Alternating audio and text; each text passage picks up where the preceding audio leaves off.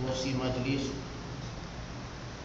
yang saya hormati, pengurusi surau ahli jaga kuasa, imam-imam, bilal-bilal, muslimi muslimat, ibu-ibu, bapa-bapa dan anak-anak yang dirahmati Allah Ta'ala.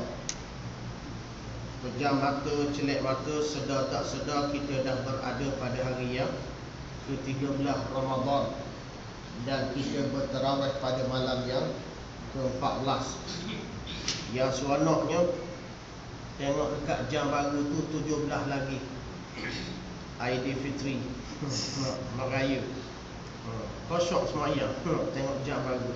Jadi pada malam ni saya nak kongsi. Suatu hari Nabi SAW sedang rilek-rilek, rehat-rehat, lalu mengalirlah air mata Nabi Muhammad SAW. Dalam arti kata Nabi menangis, bukan kerana diri dia, bukan kerana isteri dia, bukan kerana anak-anak dia, tetapi Nabi menangis bagi pihak wanita, perempuan. Sebab apa? Nabi menangis lalu didatangi oleh isteri yang tercinta, Siti Aisyah pun datang. Limadza tabki ya Rasulullah, kenapa menangis ya Rasulullah? Lalu Nabi menjawab, aku menangis kerana aku melihat di dalam neraka ramai golongan yang wanita perempuan. 10 kali ganda. Kalau orang perempuan masuk 10 orang neraka, lelaki baru seorang. Lalu di sini saya nak kongsi kasihnya, sayangnya, mulianya Allah Ta'ala kepada perempuan. Waktu sebelum kahwin dijaga oleh ibu bapa, dan selepas kahwin dijaga oleh suami. Jadi pada suami-suami dan ayah-ayah dan juga ibu-ibu, kita nak kongsi 13 perkara yang perlu dijaga oleh wanita. Tak kena cara terhembang ke dalam neraka. Suami jangan terlepas pandang, ayah pun begitu juga. Khususnya kita nak sambut hari raya Aidilfitri, masing-masing mencari baju raya. Tak salah nak cari baju raya, yang pentingnya menepati syariat. Jangan baju yang mendadak aurat. Khusus. Jadi pada malam ni ada 13 perkara yang kita perlu mengambil kira. Yang pertamanya disebut di sini ialah kalau kita sayangkan ibu, sayangkan isteri, sayang adik, kakak kita, kaum wanita, keluarga kita semua, maka marilah sama-sama kita mengambil berat. Yang pertamanya tentang bulu. Agak-agak bulu apa ni? Bulu mata. Bulu mata, bulu kening. Ni semua orang ada. Sebab apa pula disebut yang pertama bulu kening? Menurut Imam Bukhari, Rasulullah SAW melaknat, Allahu Akbar, Nabi laknat berkenaan bulu kening. Sebab apa pula? Menurut Imam Bukhari, Rasulullah SAW melaknat perempuan yang mencukur. Jangan duk tiru artis-artis yang duk cukur. Duk kira siapa-siapa yang menjadi idola anak-anak kita lah. Contoh, duk tengok semua dalam TV. Kalau ada orang artis lelaki glamour, cukur misal setinggal sebelah, baik buat macam Hitler, setengah ni. Ni cukur sebelah, tinggal sebelah. Harus dia ikut. Ada puteri rock dulu lah, pakai seluar jeans, kepala lutut koyok. Beli 2 jeans 200 lebih, sanggup pergi koyok kat kedai. Nak suruh, nak ikutnya. Tetapi tak gamak nama idolakan Nabi Muhammad SAW. Duk idola perkara yang hak tahu, hak tak pakai gawat. Ingat, suami, ayah, Lihatlah isteri kita, jangan sekali-kali takutlah 20 tahun kahwin baru raya ni rasa-rasanya nak cukur retek, nak buat nipis retek, biarlah buat. Nah, umur 65 dah. Allah. Rumah kata pergi, kubur kata mari dah. Tadi Ustaz Nordin sebut dah. Minha khalaqnakum wa fiha nu'idukum wa minha nukhrijukum taratan ukhra. Dalam solat tarawih tadi. Dah. Daripada, sebab itulah berlaku kematian, saya nak tarik sikit. Berlaku kematian, maka para imam, kita nampak tak? Kita pernah tengok imam ke ustaz ke, orang yang berkenaan, dia ambil tanah secekok, segenggam. Setelah mayat dimasukkan ke dalam kubur, dia pun ambil. Bukan saja tu, kita pun ambil attack. Hak mati tu musuh kita, bekas kasih isteri kita, ambil batu besar, bom atas kepala. Tidak tahu kali. Tok imam dia ambil tanah segenggam. Minha khalaqnakum, bom dalam lubang lahak, liang lahak tu dah. Ambil sepulak segenggam lagi. Wa fiha nu'idukum, bom. Wa minha nukhrijukum taratan ukhra, bom. Apa maksud? Daripada tanah kita dijadikan, bom. Wa fiha nu'idukum, dan kepada tanah kita dikembalikan, dan daripada tanah nukhrijukum taratan, daripada tanah pula kita dikeluarkan, dibangkitkan suatu hari nanti. Kita nak dilantik, dibangkitkan suatu hari nanti. Hendakkah kita dikeluarkan daripada kubur? Kita dilaknat oleh Nabi SAW. Kita biarkan isteri kita cukur bulu kening, biarkan anak-anak kita, biarkan menantu kita, tak tegur, Allahu Akbar, Nabi laknat. Yang pertama, mencukur atau menipiskan bulu kening. Tu dia. Meminta supaya dicukur bulu kening. Ni hadis Nabi riwayat Abu Daud. Yang keduanya, kaki. Apa pula dengan kaki? Nah, kaki semacam hantu loceng. Tahu tak hantu loceng? Loceng hantu ada. Dan janganlah perempuan membentakkan atau menghentak-hentakkan kaki atau mengangkat, agar diketahui perhiasan yang mereka sembunyikan, macam heroin endostan lah. Kecek. Nampak tu? Nak naik tangga kecek, nak turun kecek. Nak tengok tu. Contoh dah. Dia nak suruh orang tahu, oh di kaki dia ada gelang. Petikan daripada surah An-Nur, keterangan.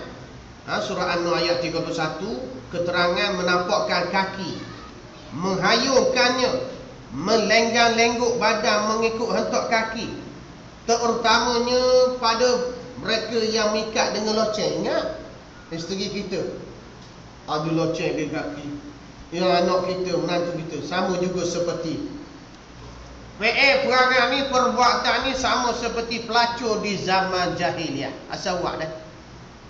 Jangan, jaga. Tu dia. Yang ketiganya, wangian. Siapa saja wanita yang memakai wangi-wangian, kemudian melewati sesuatu kaum supaya mereka itu mencium baunya, Allah sedapnya. Lalu kok puasa Ramadan, pergi pejabat ke mana-mana, kenduri kendara ke mana-mana, supaya melewati satu kaum bawa lelaki, maka wanita itu telah dianggap melakukan zina. Allahu Akbar. Dan tiap-tiap mata ada zinanya. Jadi kita lihat ni daripada petikan Nasai, Ibnu Khuzaimah. Yang ketiganya, yang keempat, dada. Dada siapa? Ni hak berkaitan perempuan Melaka ni. Hendaklah mereka, siapa tu? Perempuan, isteri kita, anak perempuan kita, menantu kita perempuan, melabuhkan kain tudung hingga menutupi bahagian hadapan dada-dada mereka. Hari ni pakai tudung, belik tekak. Hadis Nabi kata, akhir zaman perempuan berpakaian tetapi telanjang. Pakaian tapi telanjang. Nah, ni yang berlaku. Dia pakai tudung tapi tudung hanya membelik tekak. Buah nampak, dada nampak. Orang panggil apa? Payu nampak, dara pun nampak. Orang panggil payu dara tak? Buah dada. Tanggungjawab siapa? Ayah. Tanggungjawab siapa? Suami. Ni kena ambil berat. Jangan awak McDonald je. Saya ada seorang pegawai bank di Perak. Perak juga. Masa saya belajar di Syria lah, saya tanya dia, entah ni dulu belajar kat mana? Saya seorang pegawai bank di Ipoh. Tu yang boleh main ngaji tu. Saya berhenti kerja. Dahsyat babe. Berhenti kerja, berhenti Petronas. Berhenti kerja pegawai bank kerana nak pergi belajar. Kata entah dah kahwin. Dia pun cerita lah. Dia kata saya dah kahwin. Saya ada anak perempuan saya dah 16 tahun. 16 tahun tu tahun 16 tahun umur dia 98 ni berapa Allah alam. Dia kata saya dah cerai dengan isteri sebab apa? Isteri saya mendadah aurat, isteri saya dogol. Tahu tak? Porong. Dogol nampak rambut. Lalu saya nasihat, saya disuruh pakai tudung dia tak nak, dia degil, dia ingkar. Lalu saya buat keputusan, saya ceraikan. Dan saya berhenti kerja, saya pergi belajar ke Tanah Arab selama 4 tahun.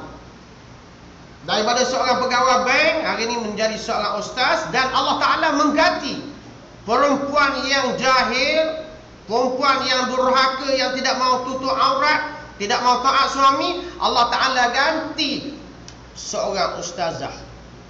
Anak dara pula. Ustazah boleh, anak dara. Anak dara ustazah. Lain kan? Ustazah anak dara. Tengok. Ini kita lihat. Kena ambil, jangan buat seronok. Itu juga apabila hari raya balik nanti nak balik Melaka. Bukit tanah. Mana ada bukit kayu.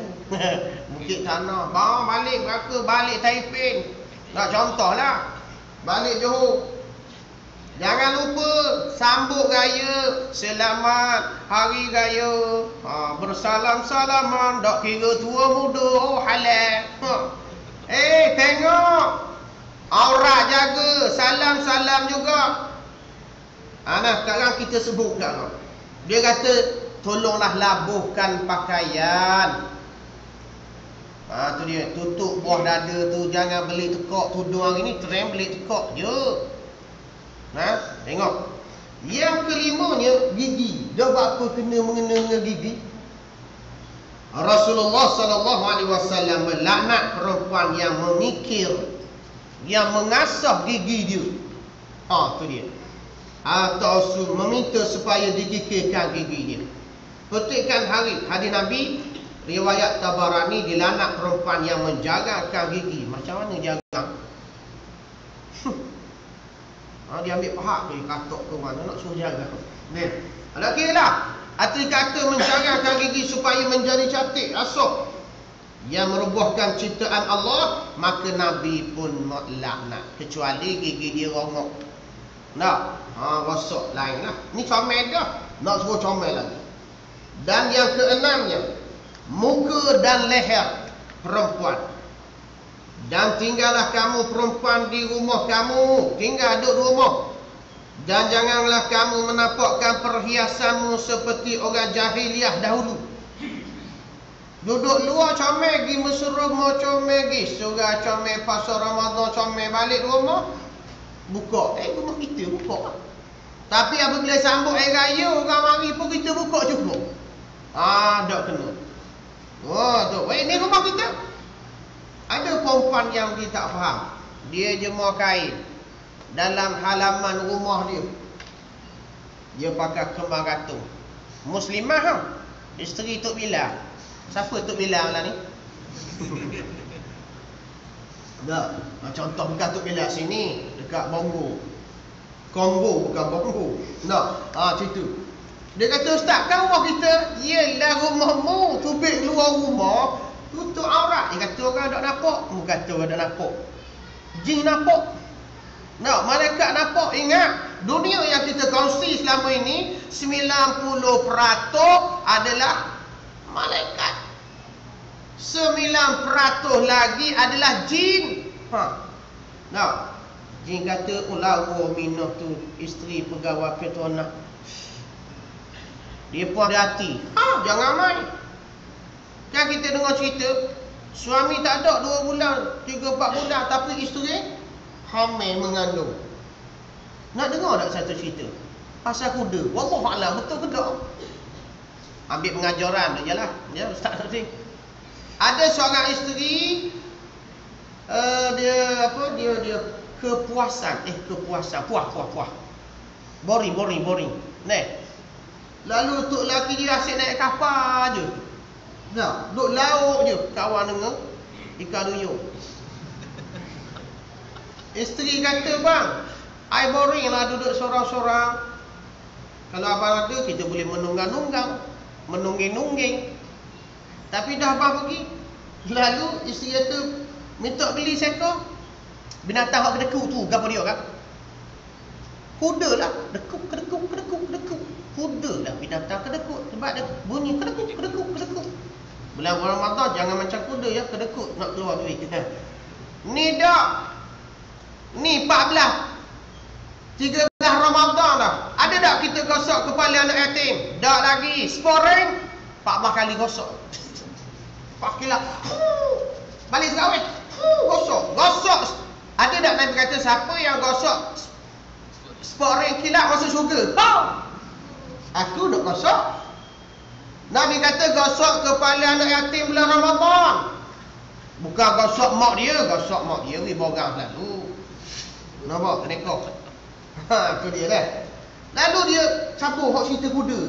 Dah satu lelaki pun beli kuda. Kuda tu bukan kuda besar, kuda kecil, kuda padi. Lalu tok lelaki pun pergi outstation shutdown mana lah. Beli kuda. Lama kelamaan dia puas. Lalu dia memuaskan nafsu dengan kuda. Jiran melaporkan, saya nampak bini mu dia suruh buat 2 kali kuda. Kuda-kuda lain kan? Isteri suruh buat kuda. Kuda-kuda, lepas tu beli kuda.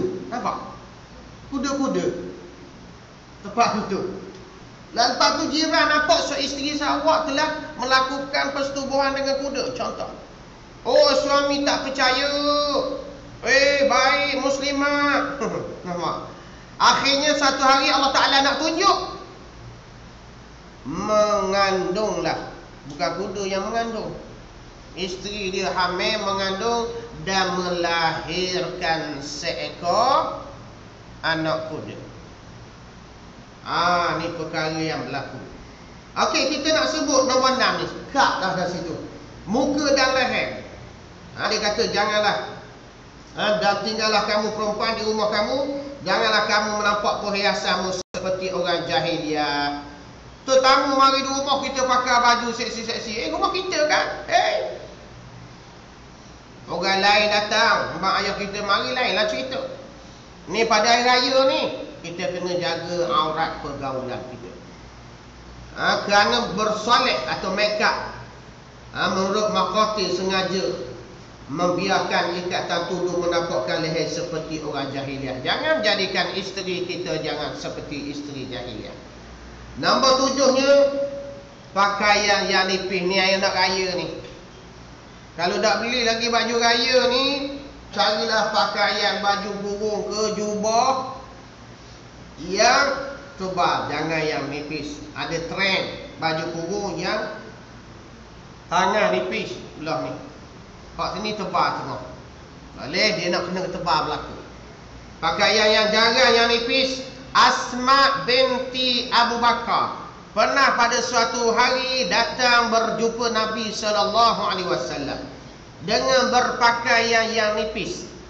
Lalu Nabi bersabda, wahai Asma, sesungguhnya seorang gadis yang telah berhaid, yang telah haid, tidak boleh baginya menzahirkan anggota badan kecuali pergelangan tangan dan wajah stokin wajib pakai. Kadang-kadang saya pernah jumpa seorang yang berpurdah. Dia pakai apa ni? Abaya hak tutup ninja. Dia nampak mata. Pakai purdah ni. Nampak mata. Tapi stokin tak pakai. Baik dia ambil hak tutup hidung, balut kaki je. Nak kena pakai kena ada ilmu.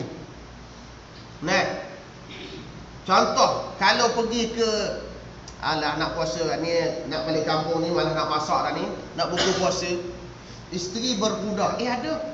Saya seorang sahabat, kapten. Isteri dia cakap dengan isteri saya, suami dia nak sangat dia pakai purdah. Pakai boleh, jangan mengejut. Kena ada ilmu. Apabila buka puasa di tempat, di restoran, di tempat orang ramai, kalau ada bilik tempat yang tertutup, okey, alright. Kalau ter-open macam ni, buka je biasa makan. Jangan pula tutup macam ni agak belala. Macam ni tutup, nak suap, agak belala. Dok comel. Saya pernah belajar di Tanah Arab, ada anak buah perempuan ramai.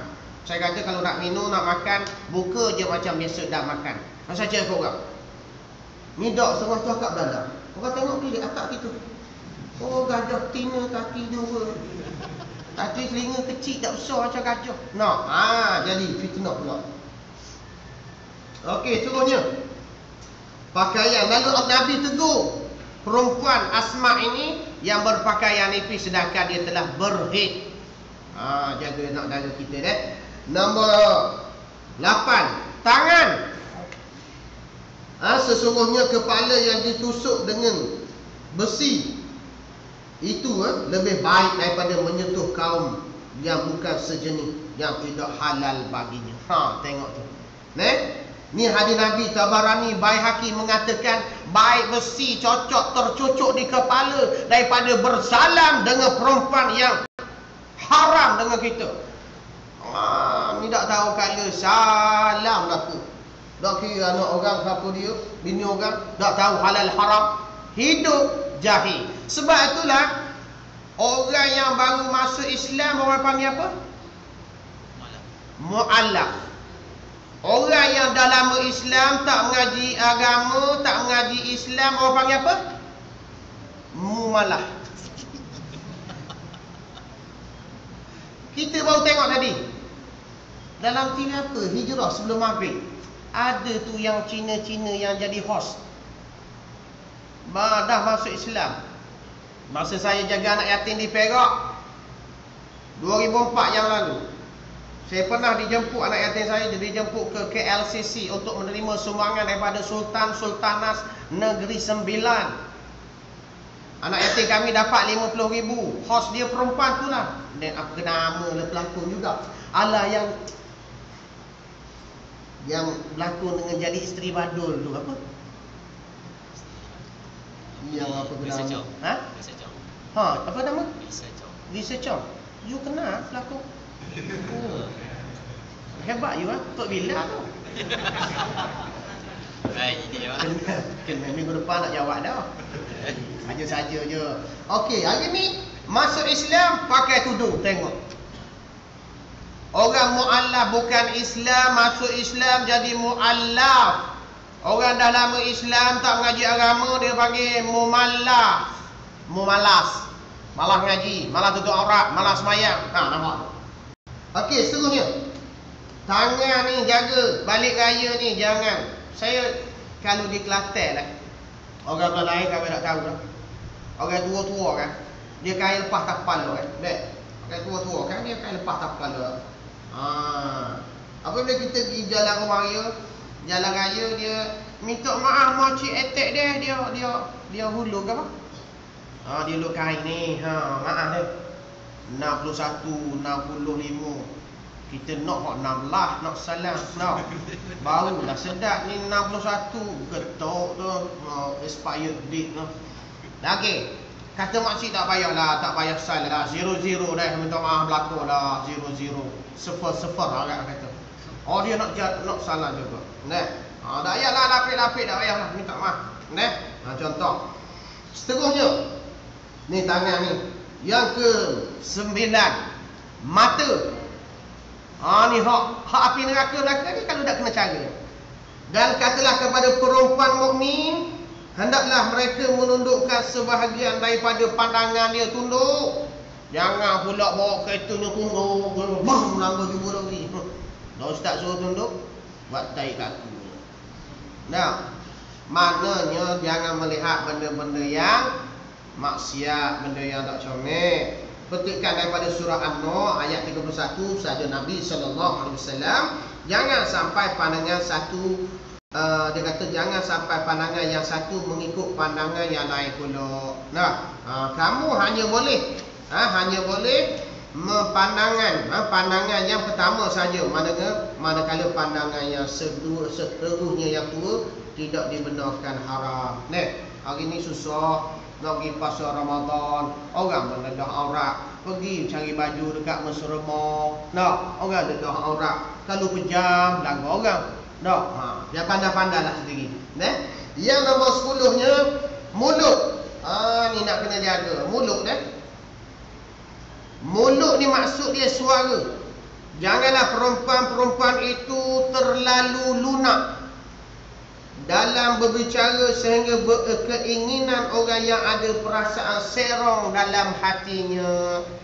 Kalau dia panggil dengan abang dia, panggillah kasih sayang.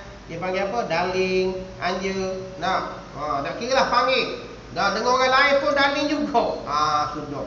Jumpa tak pergi jalan, darling. Hak jalan nak pergi minta derma, bunyi darling. Kerak lalu, segar bunyi. Jangan suara-suara yang menggoda-goda, yang boleh melunakkan hati orang.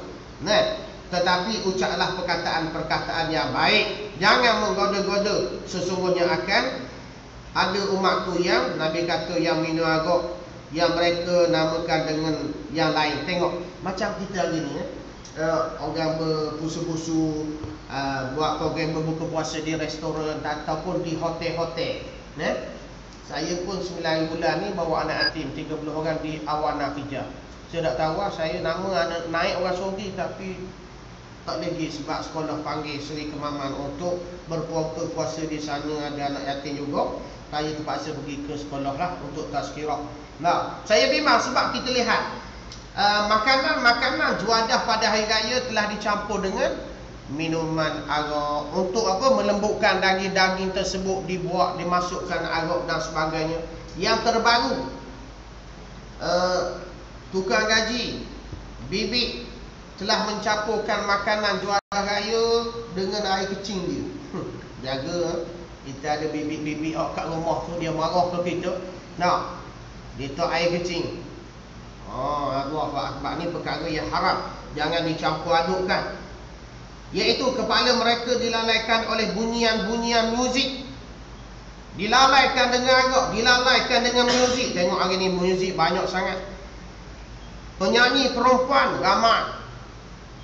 Ada seorang bertanya kepada imam besar di Perak, Syekh Makno. Kenal Syekh Makno? Al-Hafiz, Imam Masjid Negeri Perak. Orang tanya dia, Ustaz, apa hukum perempuan pakai tudung, pakai jubah, tapi menyanyi pakai gitar? Gitar. Dia kata, itu orang gila. You ingat pakai tudung, pakai jubah, lepas tu main gitar, lalak. Jangan pandang, jangan pegang. Siapa nyanyi tu? Aku lah. Siapa lagi? Tak. Ingat boleh, haram selalu tu. Kalau nak menyanyi, sama perempuan. Jangan melalak. Kita tahu halal haram dah. Dan tiada siapa seorang perempuan pun yang membuka pakaian bukan di rumah suaminya, melainkan dia telah membinasakan tabir antara dengan Allah. Jangan buka di tempat yang lain. Nombor, tu dia.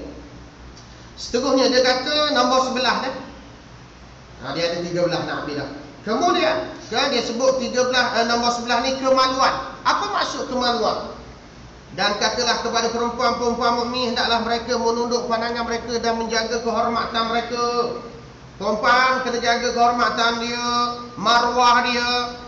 Apabila seorang perempuan itu solat 5 waktu, semayang dia cukup, puasa di bulan Ramadan cukup. Jaga orang perempuan cukup lah. Sebab dia ada ABC. Allah beri cuti. Tak. Kecuali perempuan yang dah menopause. Tak. Itu dia.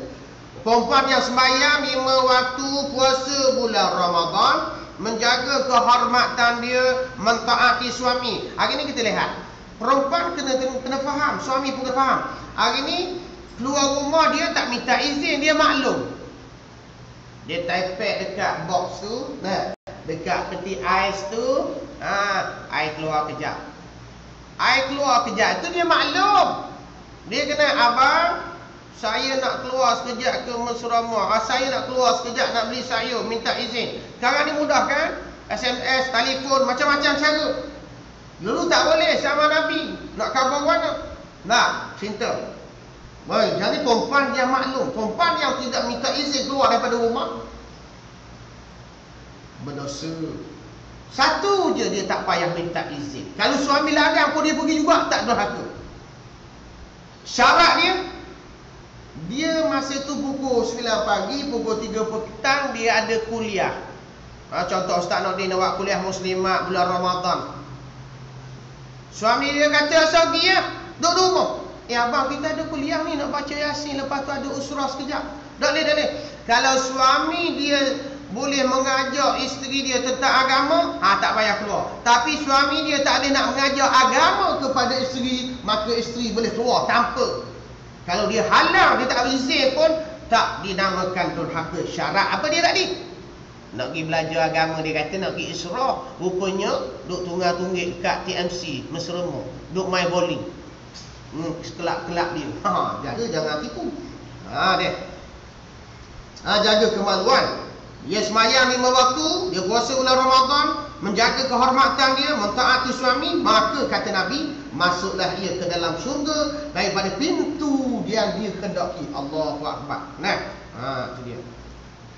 Seterusnya dia kata, pakaian nombor 12. Barang siapa memakai pakaian yang berlebih-lebihan, terutama yang menjolok mata, tak. Banyak hari ni wanita, perempuan yang keluar daripada rumah, keluar dalam keadaan berpakaian menjolok mata. Lama-lama mula-mula jolok mata, lepas tu jolok body. Nampak tu?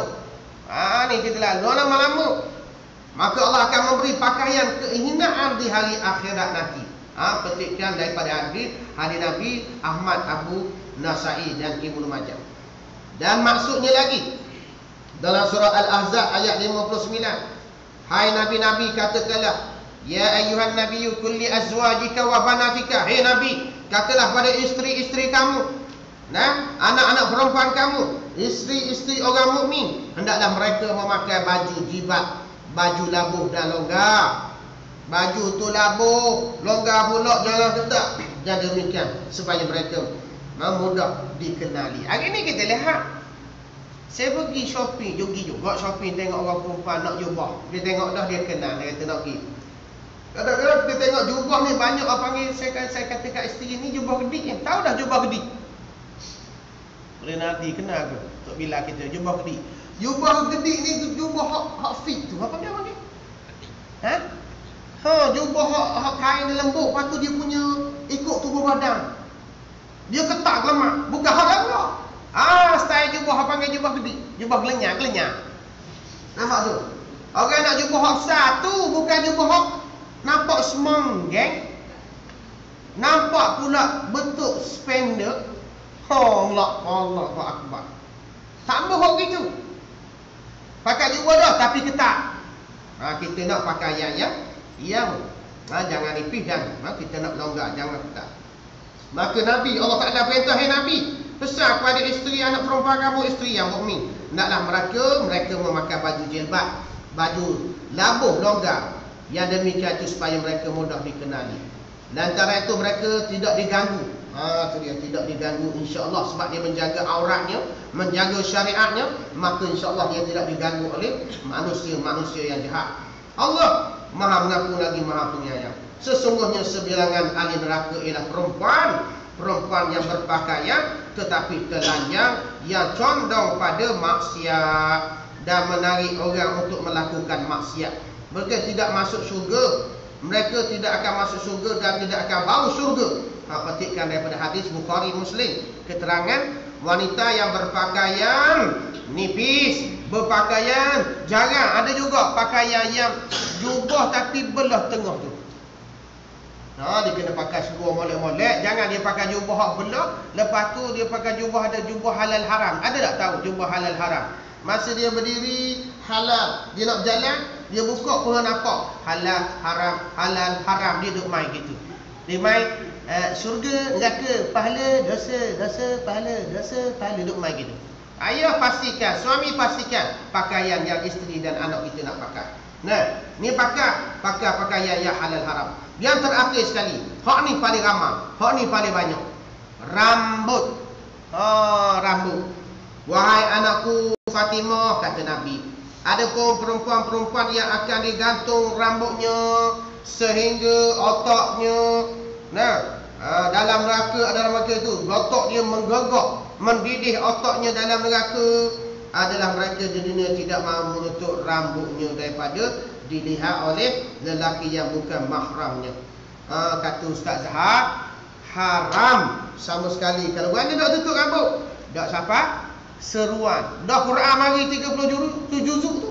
Turun bulan Ramadan tu. Tok Imam dah baca, Ustaz dah baca, tak siapa seruan. Haram. Kata Ustaz Zahab, haram sama sekali. Mana? Tak siapa seru. Baharok Kedarah mana? Tak dapat seru. Aku dia kata tak siapa seru, ambil botol arak, belepok atas kepala. Seru siapa dah? Kalau dia kerah kok, ambil sejak atas kepala gum. Tak siapa seru. Yang Nabi duk cakap 1400 tahun yang lalu, Quran duk cerita, hadis Nabi duk cerita, tak seru lagi. Allahu Akbar. Jadi sahabat, jadi cukuplah pada malam ni mengambillah pengiktibaran daripada apa yang saya cerita ni sama-sama, supaya anak-anak perempuan kita, isteri kita, isteri-isteri kita ke isteri kita, tak kira lah, jagalah tentang dosa, pahala, syurga, neraka, ketaatan pada Allah Ta'ala. Sebab itulah yang terakhir saya nak sebut, siapa lelaki suami yang telah menjatuhkan air mata orang yang tersayang, mengalir air mata isteri, dia katok, dia lepak, dia marah ke orangnya tak, dengan benda yang tak munasabah. Orang yang tersayang mengalir air mata sebab suami, maka suami akan dipukul 100 kali dengan tulang rusuk isteri di akhirat.